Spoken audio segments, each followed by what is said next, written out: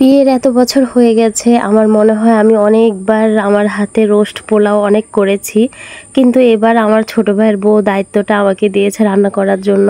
আর আমাকে দায়িত্বটা দিয়ে যে সে ভুল করেছে এখন হাড়ে হাড়ে টের পাচ্ছে।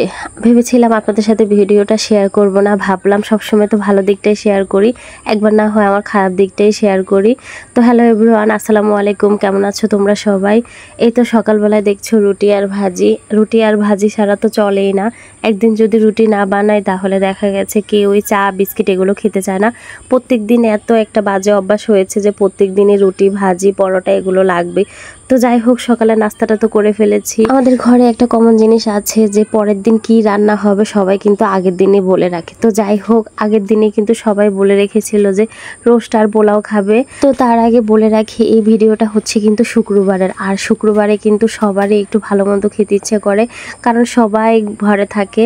আর এই দিনটা যেহেতু ছুটির দিন হয়ে থাকে, বাড়িতে সবাই একটু চায় ভালো মন্দ খাওয়ার জন্য। তো যেই বলা সেই কাজ, আমরাও কিন্তু সেম আজকে রোস্ট আর পোলাও করব, এটাই ডিসাইড করেছিলাম সবাই মিলে। তো মুরগি তো ফ্রিজ থেকে নামিয়ে এই তো দেখতেই পাচ্ছ হালকা একটু হলুদের গুঁড়ো দিয়ে আমিই ভাজতে বলেছিলাম, কারণ একদম বেশি সাদা আমার কাছে ভালো লাগে না। তো হালকা হলুদের গুঁড়া দেওয়ার কারণে কিন্তু এতটাই কালার হয়নি মুরগির মধ্যে। তো যাই হোক, মুরগিও ভাজা কমপ্লিট হয়ে গেছে। আর মুরগিগুলো এতক্ষণ কিন্তু আমার ছোটো ভাইয়ের বউয়ে বসে বসে ভাজছিল। তো এখন আমাকে দায়িত্বটা দিয়ে গিয়েছিল, বলছিল যে আপু আজকে আপনার হাতে পোলাও আর রোস্ট খাবো। তো আমিও বসে পড়লাম। এই তো দেখো, এক চুলায় আমি পোলাও করব আর আরেক চুলা মুরগির রোস্টটা করব বলে দুই পাতিলে কিন্তু একসাথে বসিয়ে দিয়েছি।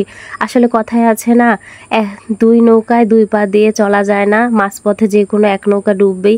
আমারও ঠিক তাই। লার্কির চুলায় ওই যে কথায় আছে না, আগুনও ধরে না, আগুন ধরলে নেবে না।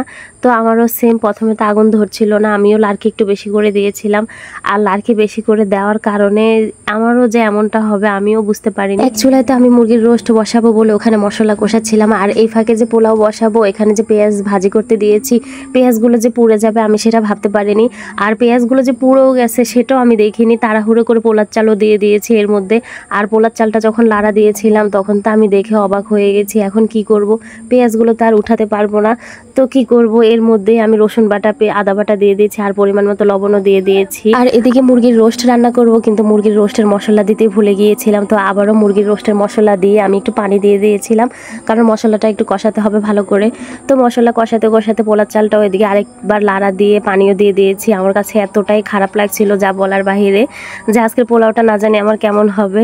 এদিকে মুরগির মাংসের মশলা কষানোর পরে তো মুরগিটাও দিয়ে দিয়েছি। একটা কথা বলে রাখি, আজকে কিন্তু ঝাল ঝাল মুরগির রোস্ট করছিলাম, কেননা আমার কাছে খুব খেতে ইচ্ছে করছিল যে ঝাল ঝাল করে মুরগির রোস্ট।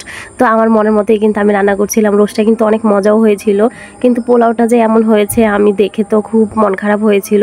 তো যাই হোক, কিছু করার থাকে না, অনেক সময় দেখা গেছে পারফেক্ট রাঁধুনিও কিন্তু ভুল করে ফেলে।